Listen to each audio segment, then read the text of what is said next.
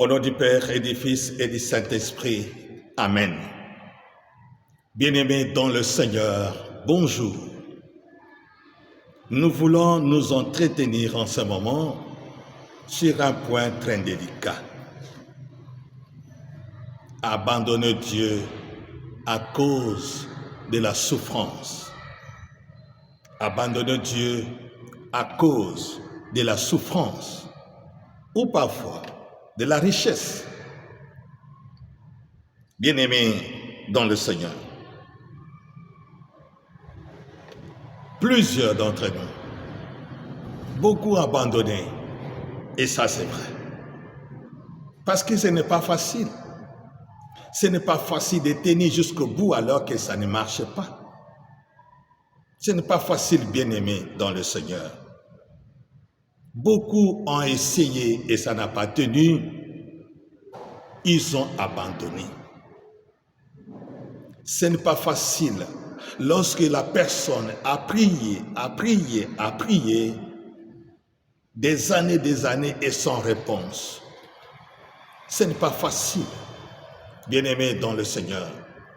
Lorsque la personne traverse des moments difficiles dans sa vie, à cause de la pauvreté, à cause du chômage, et elle ne sait pas comment survivre dans sa vie.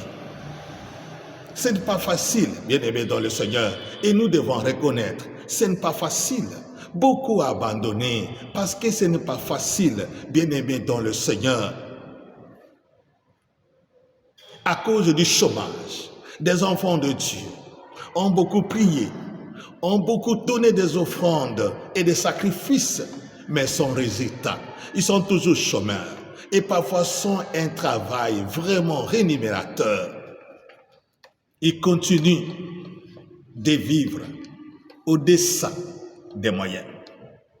Ce n'est pas facile, bien-aimés dans le Seigneur, lorsque les années passent et on commence à vieillir, ce n'est pas facile de trouver vraiment un bon mariage. Ce n'est pas facile, bien-aimés dans le Seigneur. Beaucoup abandonnés à cause de l'âge. Et l'âge passé, ménopause dépassée, et ce n'est pas facile d'avoir d'enfants. Et beaucoup ont abandonné. Plusieurs abandonnés, bien-aimés dans le Seigneur, parce que ce n'est pas facile. Bien-aimés dans le Seigneur, ce n'est pas facile. Ils ont essayé, mais les combats spirituels continuent dans sa vie. Ce n'est pas facile, bien-aimés dans le Seigneur. Ce n'est pas facile à cause des dettes et des dettes. La personne n'arrive plus, humiliant, bloqué à cause des dettes. Il commence à perdre même tout ce qu'il avait gagné dans sa vie. Ce n'est pas facile. Plusieurs d'entre nous traversent des moments difficiles. Et tous ces combats spirituels poussent des enfants de Dieu à abandonner leur premier amour, à renier leur propre foi. À cause de la souffrance, des difficultés, des problèmes en répétition. Parfois, il a l'impression qu'il ne sortira jamais. Parfois, il a l'impression que ça ne finira jamais. Et la situation que tu traverses te donne cette impression que ça ne finira pas. Bien-aimé dans le Seigneur, peut-être toi-même tu traverses en ce moment des moments difficiles.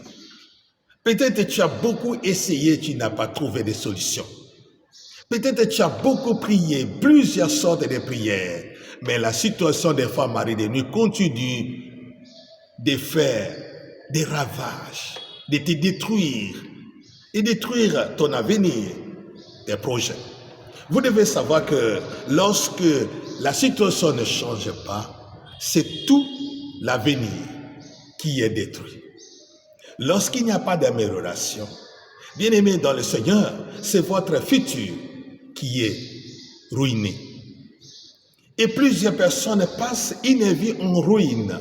Une vie en ruine est détruite parce qu'il y a des moyens qui manquent, parce qu'il n'y a pas de solution et parce qu'il n'y a pas d'issue dans leur vie. Regarde ta vie aujourd'hui. Bien-aimé dans le Seigneur, C'est pourquoi je vais vous dire quelque chose, bien-aimés dans le Seigneur. Tu n'es pas le seul à traverser des moments difficiles. Tu n'es pas le premier à vivre dans des moments compliqués. Et tu ne seras pas la dernière personne. Écoutons Jérémie, le prophète Jérémie, chapitre 20, versets 7 à 9. Nous lisons au nom puissant de Jésus-Christ. Tous les jours, je suis celui dont on rit. Tous se moquent de moi. Je ne parle que pour dire violence, pour crier dévastation. La parole de Dieu est pour moi chaque jour source d'humiliation et de moquerie. Je me suis dit, je ne penserai plus à lui. Je ne parlerai plus en son nom. Tu n'es pas le seul. Jérémie aussi a vécu des humiliations, des difficultés, des problèmes. Mais lui, il n'a pas abandonné. Bien-aimé dans le Seigneur, Jésus-Christ également, il a passé des quarts d'heure très difficiles dans sa vie. Déshabillé devant sa mère, cloué vivant sur la croix, bien-aimé, meurt abandonné par ses disciples et ses amis. Ce n'est pas facile, mais Jésus n'a pas abandonné. Sainte Monique, la mère d'Augustin, elle a cherché la conversion de son fils plus de 9 ans, par des prières, par des pèlerinages, par des offrandes, des sacrifices et des dîmes durant 9 ans. Chaque jour, elle n'a pas abandonné. Anna, la femme d'Elkana, 1 Samuel, chapitre 1, plusieurs années, elle montait en pèlerinage chaque année avec son mari, sa épouse et les enfants de sa rivale chaque année. Mais Anne, elle n'a pas abandonné. Élisabeth et Zacharie, ils ont cherché un enfant des années jusqu'à leur vieillesse, mais elles n'ont pas abandonné. Joseph, le fils de Jacob, malgré porteur d'un avenir glorieux, elle est passée par les trous. Elle a failli mourir, vendue, esclave, emprisonnée. Mais Joseph n'a pas abandonné. Bien-aimé dans le Seigneur, tu dois savoir que tu n'es pas le seul à traverser des moments difficiles, à pleurer chaque jour.